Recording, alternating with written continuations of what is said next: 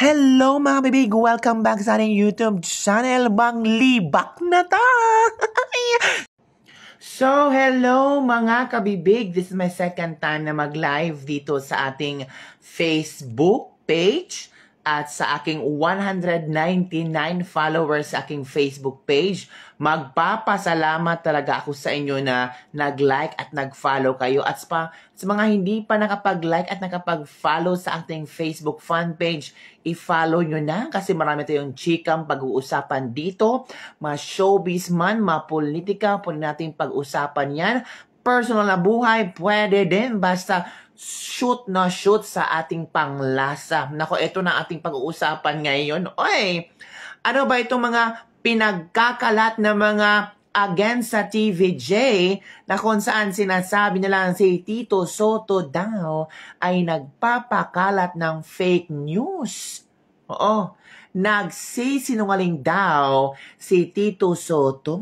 Naku po, ano ba ang nangyari mga kabibig? Heto na, kasi merong isang interview si Tito Sotto kung saan sinabi ni Tito Sotto na ayaw ng GMA na nagpapa-interview kami, umaangal. Umaangal daw ang GMA at ayaw ng GMA7 na merong i-interview kina Tito Sotto para mag-ask tungkol kung ano ang development ng kailang kaso.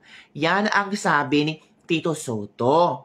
Sabi naman ng mga ilang netizen na talagang kumakampi sa GMA7, sabi ni Suzette Severo Doctolero, sabi niya, hindi GMA ang rason kaya bawal siyang magsalita o i-discuss ang kaso.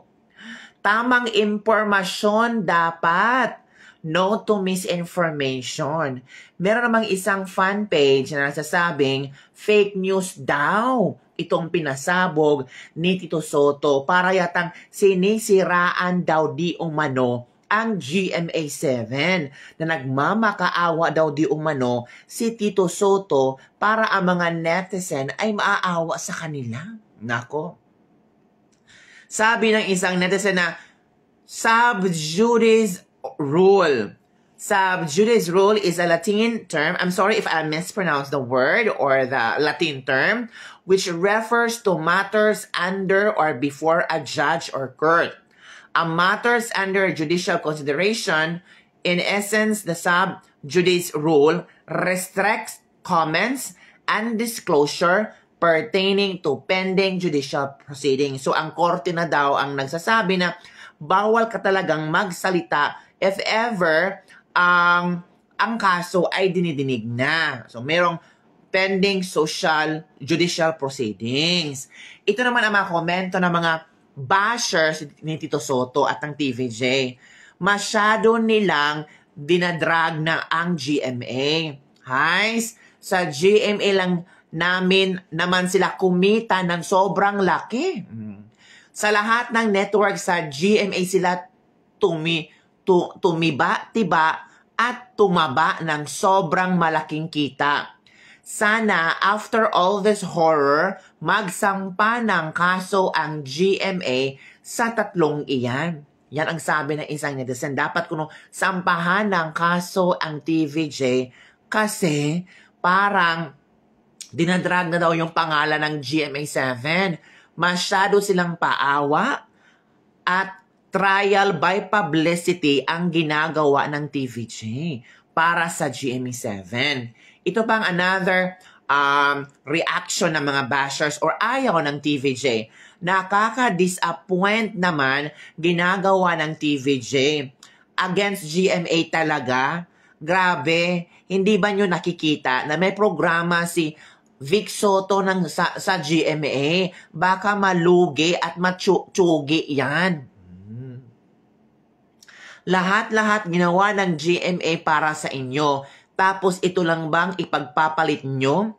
Idadrag nyo ang GMA? Sabihin nyo na hindi kayo pwedeng magsalita at hindi kayo pwedeng magpa-interview dahil aangal ang GMA? Ay, ganun kagrabe ang mga bashers, mga kabibig. Ginagamit nila ang victim card.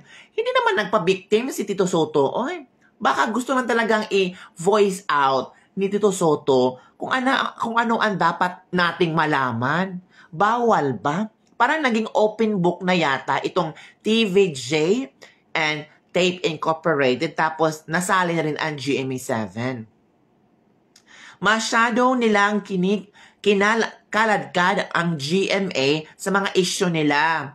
Aalis-alis sila sa tape, tapos idadamay pa ang GMA. Hirap na nilang banggitin ang Kapuso. Dati, bihirang-bihira mo ito marinig sa kanilang lahat. May masariling mundo talaga itong TVJ. Naging Senate President pa naman ito, mini-mislead daw nila ang public. Plano kasi nilang siraan daw ang GMA. Nako, huwag kayong agad-agad magsalita ng ganun ha. Hindi naman gusto ng TVJ na siraan ang GMA7. Meron naman silang pinaglalaban at maghintay tayo kung ano at saan ito patutungo. Fake news peddler talaga yan si Tito Soto. Fake news. Ito ang na-heard daw ng isang friend niya na may reliable source. Ininbitahan daw ng GMA7 ang TVJ, lalo na kuno sa Fast Talk with Boy Abunda. Pero ayaw nilang magsalita. Ay naku, totoo kaya itong chika ng isang taong ito na ang GMA7 are asking, particularly sa Fast Talk with Boy Abunda, gusto nilang imbitahan ang TVJ, pero sila yun ayaw. Kay Heda Mel, thank you for watching sa ating live ngayon. Oo. Senador pa naman daw kuno si Tito Soto, pero bakit daw nagpapakalat ng maling impormasyon? Nako, kailangan talagang magsalita ni Tito Soto para i-clear niya itong chika na ito na tawag dito? Sabi ni Tito Soto na ayaw ng GMA nagpapa-interview kami, umaangal. So sana mabigyan linaw ito ni Tito Soto kung ano ang ibig niyang sabihin para wala ng haka-haka, wala ng mga pagdududa, at wala ng mga misinterpretation na binabato sa kanila na walang utang na loob sa GMA, pinagbigyan sila na magkaroon sila ng simple interview sa Fast Talk with Boy Abunda, pero sila yung umaangal, sila yung ayaw magpa-interview, tapos grabe sila na hindi man lang naawa sa GMA, dinadrag daw ang pangalan ng GMA, gumagamit ng victim card ang TVJ para maawa ang mga tao sa kanila. Yun mga issue na yan na binabato nila sa TVJ. So we're just waiting for the information and update kung ano ba talaga ang mangyayari. Ay, meron akong 2 viewers ngayon. Wow! Gusto nyo bang sumali sa aking live ngayon? Pwede, paano kaya sila sumali, no? Sinong gustong sumali, mag-usap tayo. Mga 2 minutes kung gusto mo mag-usap at mag-join sa issue na ito. If you want to share something about this issue, I'm really excited para malaman ko din. So kung gusto ka mag-join, Kihada Mel, gusto mo bang mag-join?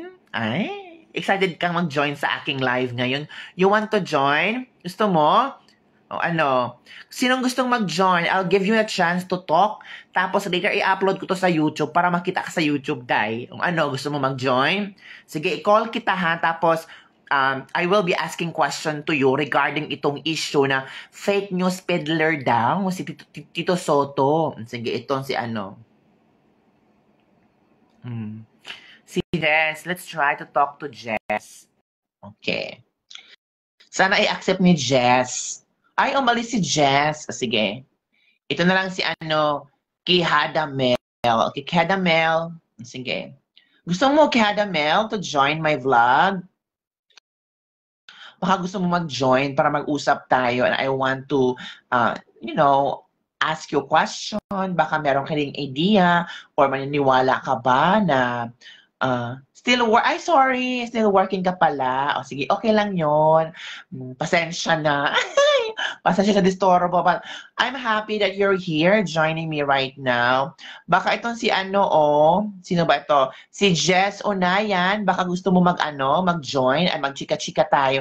Sino bang gusto mag-join dito? Meron pa dito si Sino ba ito? Ay, hindi naka-live, hindi siya naka-online. Pero it's okay, it's okay.